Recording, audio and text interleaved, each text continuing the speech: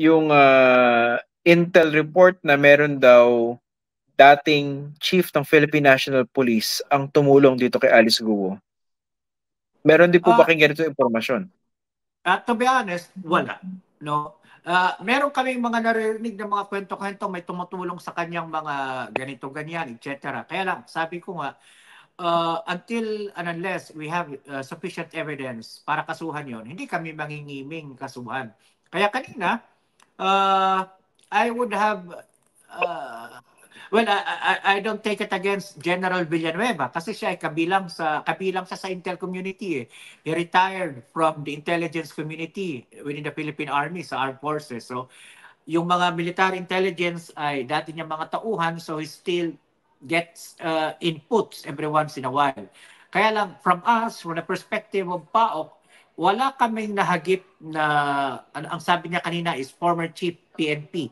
But then again, konti lang naman sila Christian eh.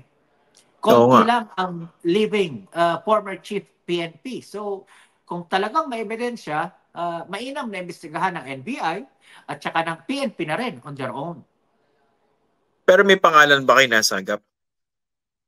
Pangalan so far, ang nasasagap lang namin ay mga, forgive me for the term, mga lower mammals, no?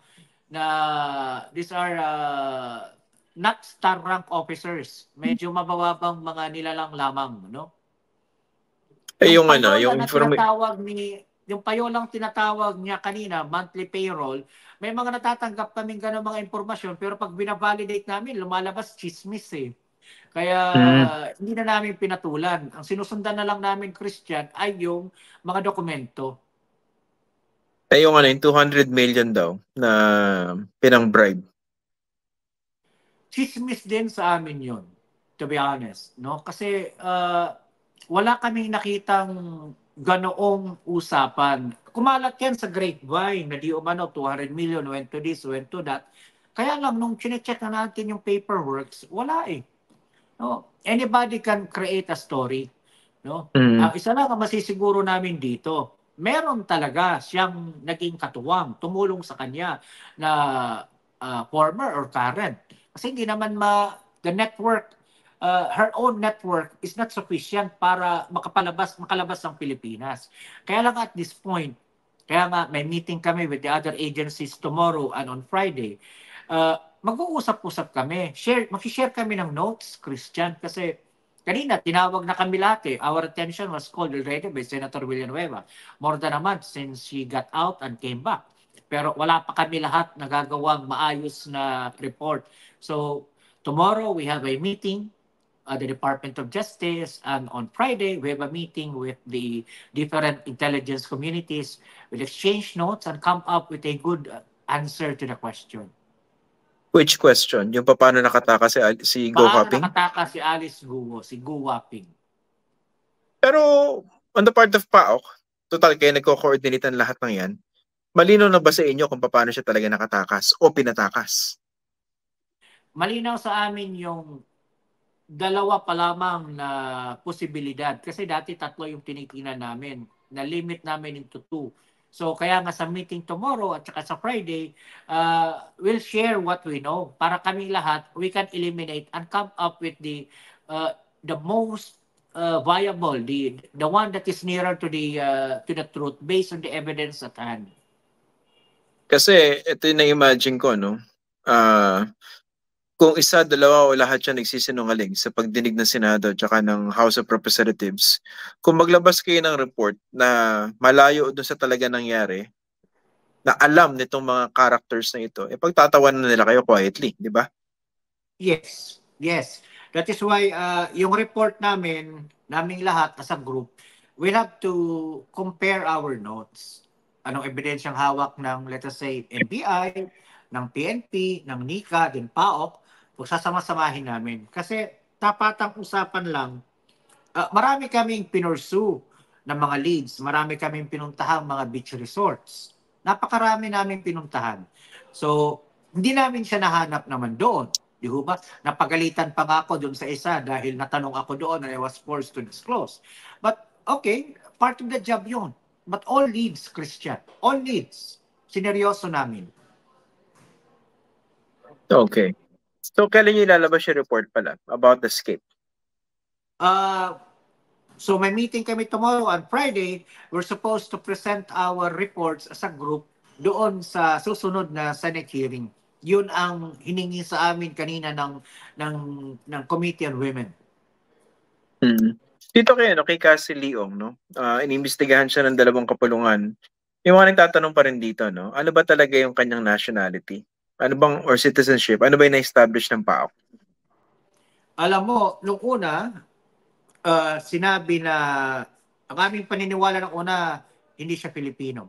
Pangalawa, may naglabas nung kanyang immigration document sa BI na yung kanyang tatay ay naturalized Filipino. Kaya lang anong binalidate naman namin sa PSA at sinabi ng PSA kanina, questionable yung di umanong naturalization procedure na pinagdaanan ng kanyang ama. Kaya, babalikan ulit namin, Christian, kasi may hawak kaming birth record, certificate of live birth ng kanyang tatay, kanyang nanay, at maging si Cassie Leong, pati yung kanyang baptismal certificate. So, base kanina sa usapan, at base sa alam na namin na wala kaming makuhang naturalization record doon sa PSA ng kanyang ama, kami naniniwala na questionable rin yung kanyang certificate of live birth. So pwedeng hindi siya Pilipino rin? Yes. Pwedeng tama kami doon sa nauna kasi nung pinakita sa amin yung BI record na meron siyang naturalization procedure, yung ama, nung kinonfirm naman namin sa PSA, walang ma-present yung PSA. So kanina sinabi nung taga-PSA na dubious or pinagdududahan nila or kini-question nila yung papel na di umano dumaan sa naturalization process yung ama. Tandaan mo, Christian, the mother was born Chinese. The father was born Chinese. But in late 70s, allegedly, the father went through naturalization as a Filipino. But PSA kanina sinabi, they don't have record of that naturalization. Ang meron lamang record ng naturalization ay ang Bureau of Immigration. So, we have to go back to that lead again. Aralin ulit natin. Okay. Nung sa mga previous conversations natin, sir, binabanggit niyo yung pinakaulo eh. Itong tentacle, no, itong parang malaking octopus. So, whatever, I forgot the word that you used, no? Kasi lumalabas na grupo po ito, no? So, Sinaris Guo, ano ba yan? Mga willing participants, dinaanan lang ba ng pera yan? Tapos yung pinakaulo, kailan niyo po ba masusukol yun? Christian, medyo nakakatakot nga, no? Kasi to be honest, nakikita na namin na lalabas ito ng Pilipinas. Yung transnational group running these businesses are transnational criminal organizations, no? May nakita na kaming mga leads, sinusundan namin. So, give us a few days, a few weeks, months. Ang PAOK, bagamat konti lang kami, 24/7. In fact, yung iba namin mga kasama ngayon ay nasa ground to validate certain leads, no?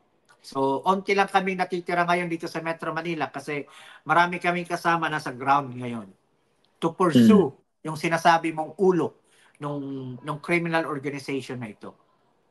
Nasa abroad po ito? O nandito? Looks like he is abroad.